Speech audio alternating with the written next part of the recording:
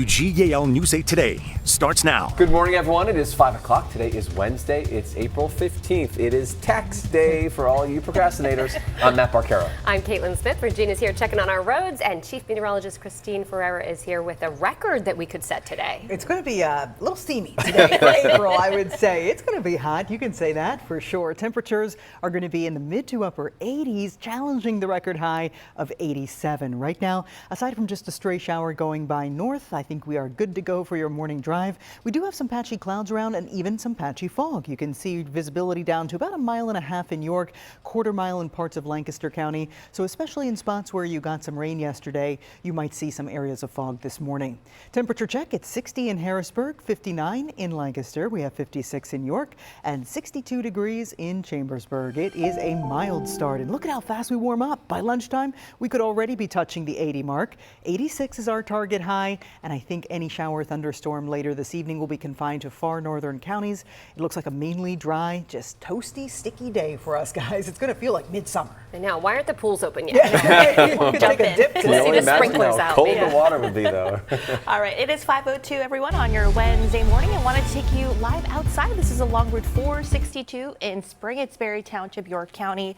And like Christine mentioned, there are some foggy areas. I know on my drive to work this morning, there was a little bit of fog, but that might not be the case like here in York County along Route 462. Across the Susquehanna Valley this morning, we're not seeing any crashes or incidents, so you are good to go. And hopefully everybody enjoyed the warm day yesterday.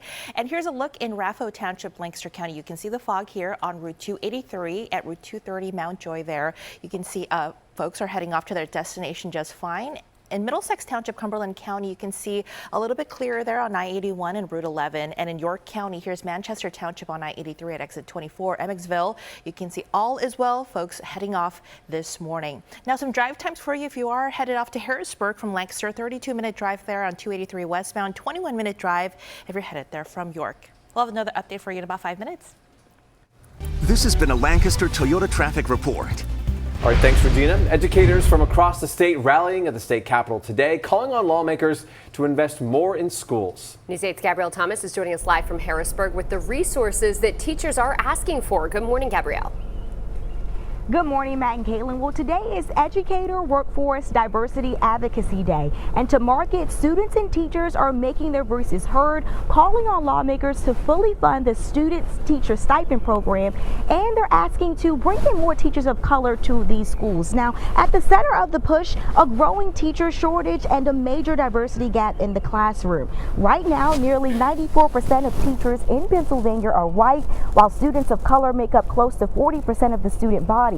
Education leaders say that disconnect impacts student success, and they're urging the state to act now to attract and retain more teachers, especially educators of color. We talked to the superintendent of Susquehanna Township School District, and she says investments are critical to strengthening this workforce and supporting future teachers.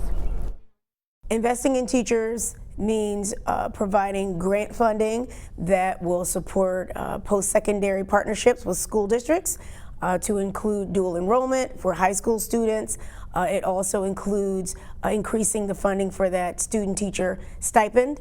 Last year, there were over 4,000 applicants, and only 2,000 student teachers were able to access those funds because there just wasn't enough to meet the need.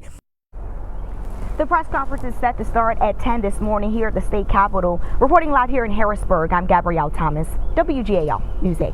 All right.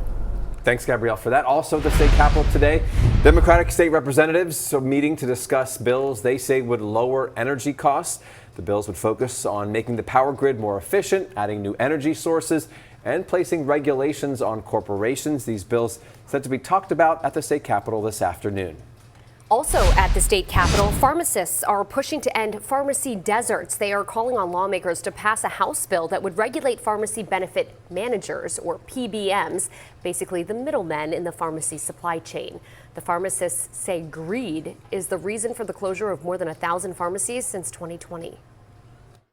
In Pennsylvania, we currently have a network system of PBMs, patchwork system of basically private PBMs that are contracted with the state. What we would like to do is get that to a single PBM, because right now the money that is being wasted in the system as far as we know, are in the hundreds of millions of dollars. The group says the parent company of the largest PBMs, Express Scripts, reported total revenues of nearly $275 billion for last year. That's an 11% increase compared to the year before. A concert honoring fallen officers in York County will go forward this June, despite some pushback from some in the community over the timing of the event and the noise that comes from it. The Manchester Township Board approved this summer's show that will be honoring the 3 members of the Northern York County Regional Police Department who were shot and killed in an ambush attack in September. Now, the concert first started last year in June as a way to honor Officer Andrew Duarte, who was killed at UPMC Memorial Hospital last February. But for some neighbors of the Inchinco farm where the concert is held, they were pushing back, asking for some changes because of the noise from the show. I would have liked to have seen a little bit more back and forth about maybe altering the schedule. I think the middle ground would have been to change the time frame slightly to then appeal to not only them still having the event, but also allowing the neighbors and the people that are directly affected to not hear, let's be honest, noisy music at 11 o'clock at night. I think it's something that we're grateful to the Board of Supervisors for passing. I think it was important for us to come out to the meeting because we do want to hear our neighbors. We want to be good neighbors. That's really where this event started from. It's a benefit to the community, and we want to recognize and support those first responders that do so much for us. So I think it was important for us to be able to come out and express that in person.